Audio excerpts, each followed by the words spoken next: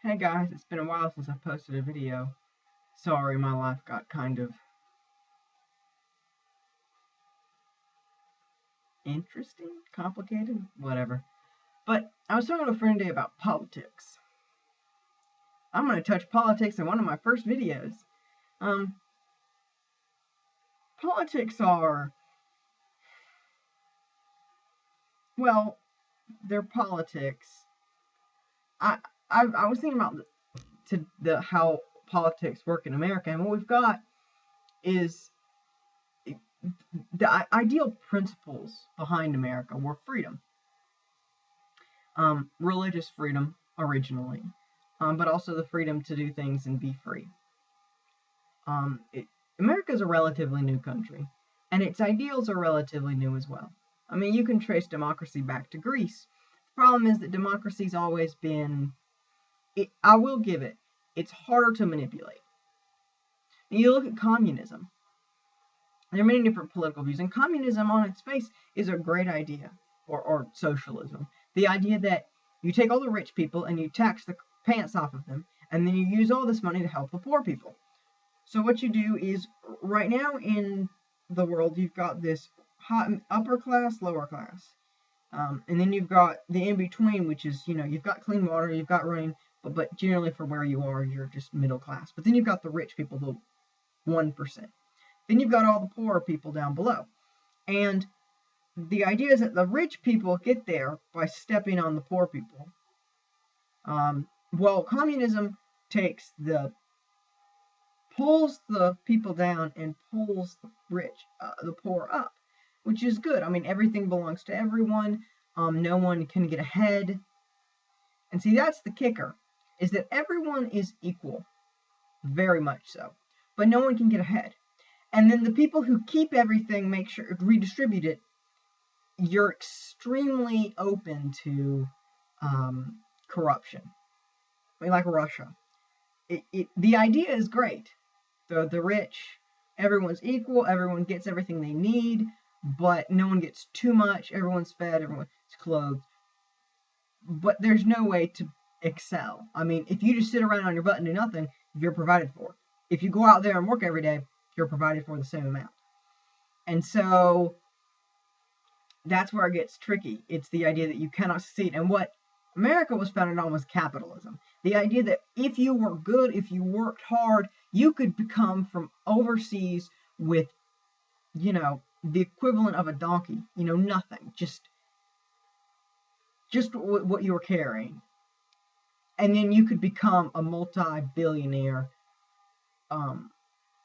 with, a nice house and, a member of parliament, not parliament, I mean, I guess the time parliament, but a member of the country. You could really do something from nothing.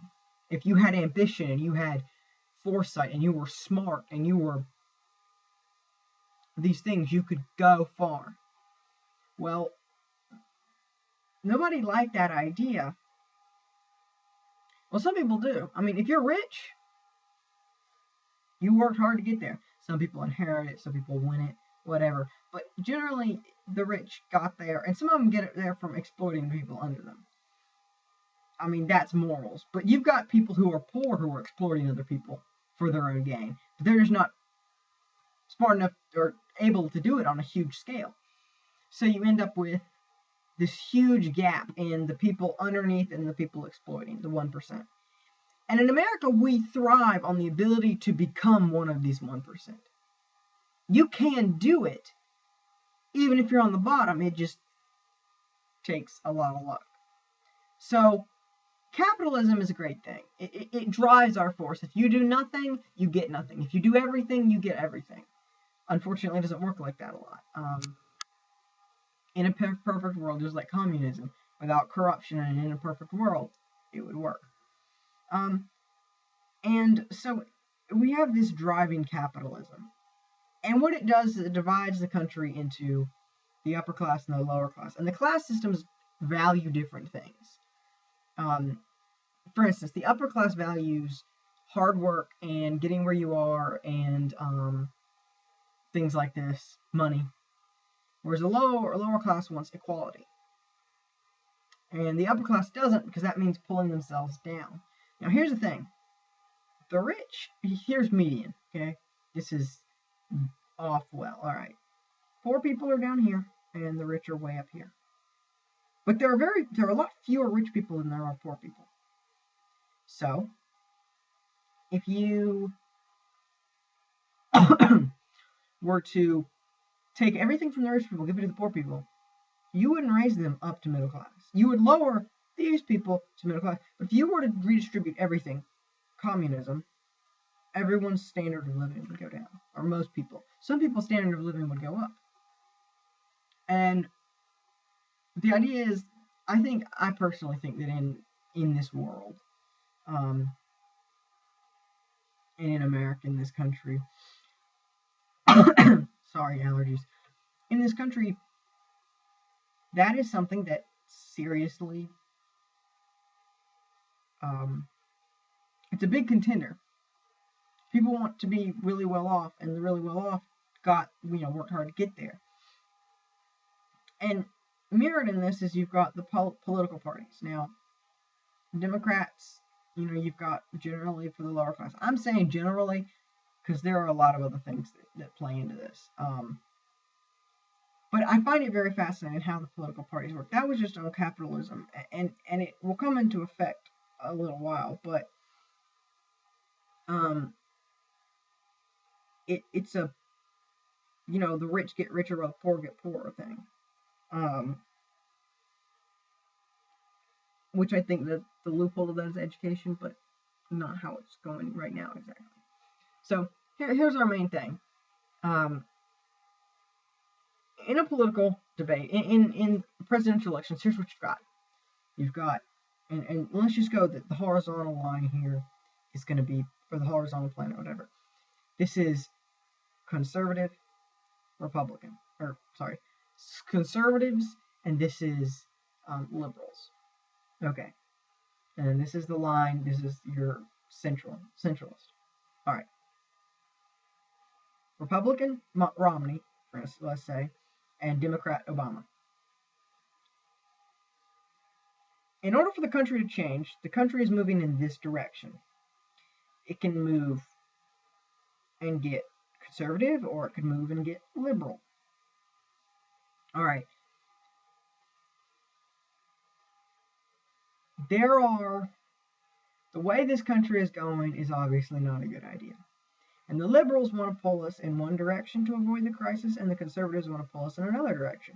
However, for the liberals, this direction is very bad. They don't think it'll work. Conservatives, it's the opposite. They think that's bad. So it's kind of like they see a chasm and two bridges. And the conservatives always want to take this one, and the Democrats always want to take this one. And they think the other one's going to collapse. And so will the country. So that's it. So, but here's the thing. They put in candidates that are this close to each other on this scale. So slightly conservative and slightly liberal. But yet they're almost the same. Like literally, they'll share some of the same views and beliefs. They think the country, they'll share it. There are a few things they will agree on. Now, you've always got the really far conservative and the really far liberal. The problem is that the further away from this line you get, the more scared people are of change. And the more they don't want the country to actually change. So they want change. They want things to be different. But that would require bending. And they're afraid if they bend too far, the country will fall. And so what you end up with is this fascinating idea that everybody's afraid to do anything. The people who can change the country are too out there. And then you've got the liberals and the conservatives, you got libertarians, conservative, constitutionalists, the people that are way down here, and they're the really radical people, but they're the ones who could actually change the course of the country. From the very beginning, we've always had a bipartisan, two parties that were fighting against each other. but neither of them really would do much. Now, here's an interesting thing. And I'm not going to tell you which one of these I am, but the country's afraid, obviously, to choose someone who can actually do something with the country. But it's important to realize that the power of the president is not that much. Obamacare, for instance, you would think, oh, the president has a lot of power, but really, all he has is a lot of weight. He can throw his weight around and do stuff. But with our government, he's a figurehead. He does have political say, and he does a lot, and he's, chief, master and commander. No, that's not right. Commander in chief, that one. He's commander in chief, so he does have a lot of military power, and he has a lot of these kind of things. But really, Congress, the House of Representatives, Senate, all those things, that's where the power is in this country.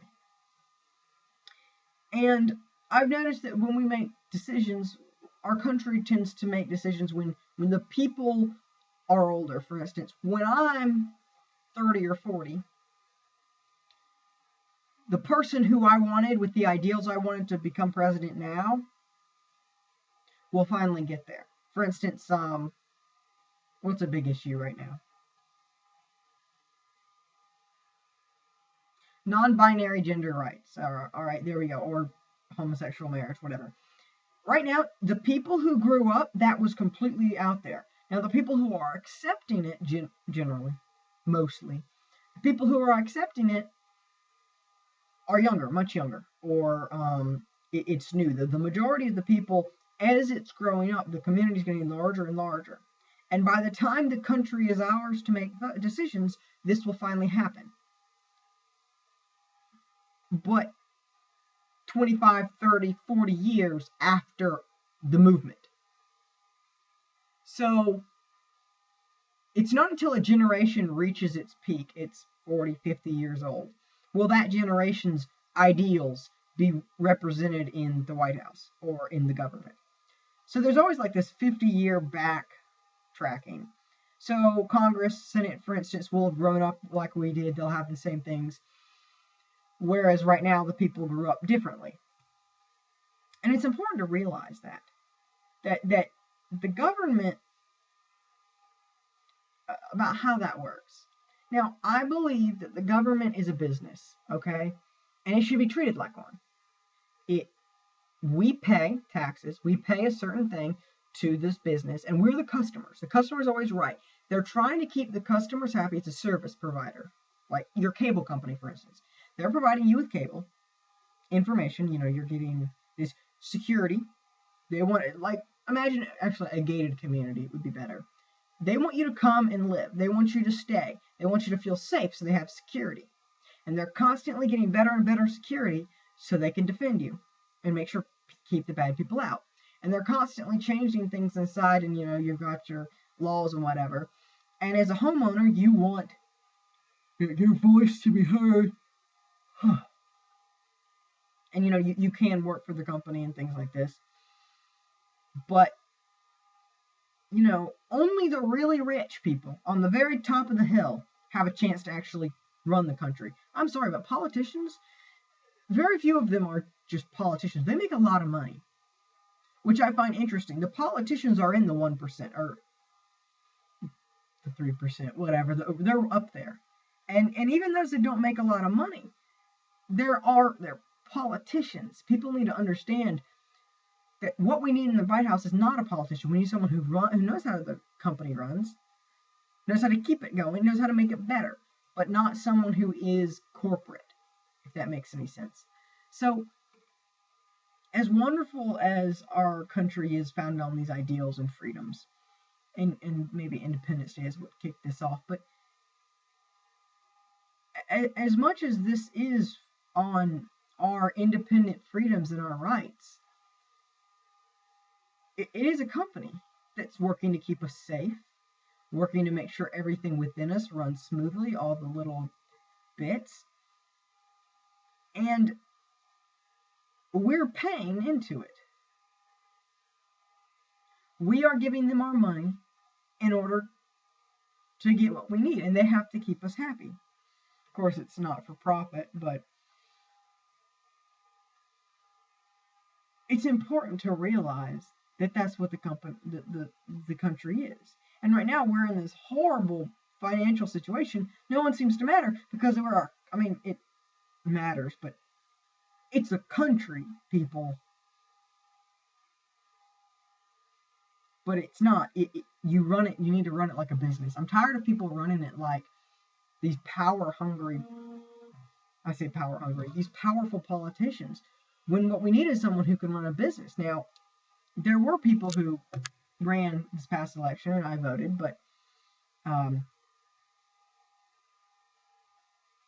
the people who ran, there were a few people whom I could run a business, who had run businesses before. I'm talking about. You might think I'm talking about Romney.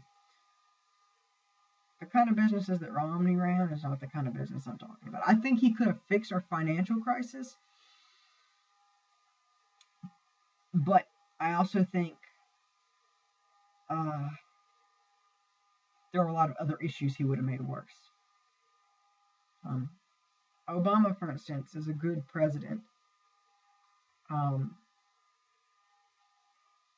but oh well, I can say that. I thought Romney was rich, silver spoon in his mouth. He might be really good at running it as a business, which would have been nice, but he wouldn't have been nearly as good as someone like Herman Cain would have been. Of course, scandal. I don't understand this. If you're president, you have to appear like you're perfect. I mean, come on, people. Nobody's perfect. So, Hollywood, a man down the street cheats on his wife. He gets a divorce, no big deal. Or, oh, I divorced my wife. Okay, no big deal. But a president, he has to be perfect. I dislike that because some of the best people in the world are not perfect like that. They're not these wonderful, shining citizens. I mean, okay, so the president got a DUI when he was 16. Or he got caught peeing in public.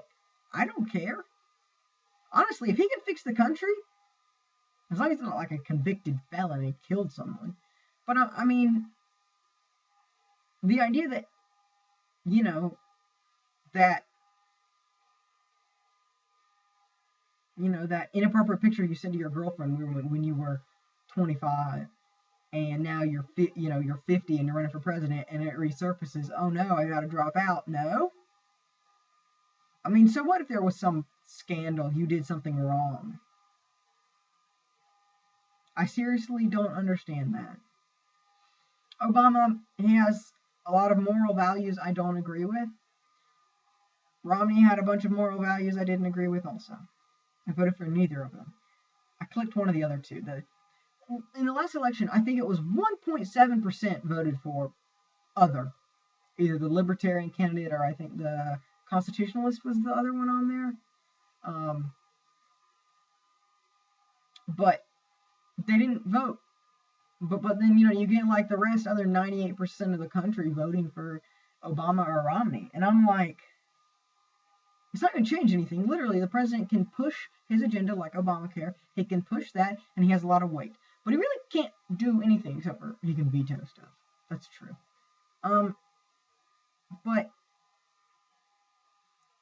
I think that these kind of things are the way that our country works. Once again, it's too easy to be. It's a bunch of rich people. You have to be rich to run. So it is these rich people running the country. And even if you try to make it better, you're still the richest people in the world. The richest people are going to be running the country. And no matter how you slice it. I think instead of making it no rich people can run, why not just train people and be nicer and make the world a better place? So that the rich people give. The rich people aren't douchebags. The rich people are the 1% because they worked hard, but they're also the people we want to be, not people we hate. And then they're effective businessmen. Let them run the country. I don't want to run a country. I want a place where I feel safe, where things are moderately easy and I can do stuff that I want to do. I don't really care, without hurting anybody. I don't care about the country. Keep the bad guys out and Let the rest sort itself out and do what the people want. I mean, I think our politicians, I think the political parties, and I think that the way that the entire country is run is FUBAR. I think that it's only a matter of time before something goes wrong. And we're a young country anyway. Democracy was this great idea. We had it. We thought this is going to be great. But America hasn't come that far. When you compare us to the rest of the world, we've had some really great minds. We've had some really great inventions on a people personally. Our government, our country as a whole, has done very, very little. I'm not unpatriotic or anything, but and I think we've helped to debunk some bad people as far as globally goes. But when people think America, they hate us. They hate America. They know about. I've talked to people. The only thing they know about America is New York City. They don't. A lot of people around the world hate America. They think horrible things of us. If that many people think that, I think it's time to take a look at ourselves as a country and realize, maybe something's wrong here. Maybe we need to do something about this. We got some issues and we need to fix them. And we need to stop quarreling amongst ourselves and fix the issues with the country. I personally think I'm not going to say what I personally think. I want you to think about how this country works, and I want you to think about why it works, what makes it run, and the grand scale of how broken it is. Because when it comes down to it, our generation is going to be the generation that takes the reins. And I want our generation to be something that takes this idea, this crazy, stupid idea that was America. It wasn't that stupid. This crazy idea that was America, and go, we can do so much more with this. And then do it. America can be a great country, and it was meant to be. But I don't think it is. What do you think? Because it's you who's going to be making those decisions. It's not up to your parents.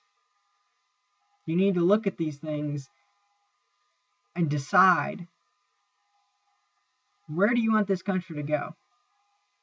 What do you want this country to do? And what do you want our politicians to do? Because you're the politicians of tomorrow. You're the people of tomorrow. You're the voters of tomorrow. You are the country in 30 years. You will have the reins. And it's what you do then that will affect the outcome of this country.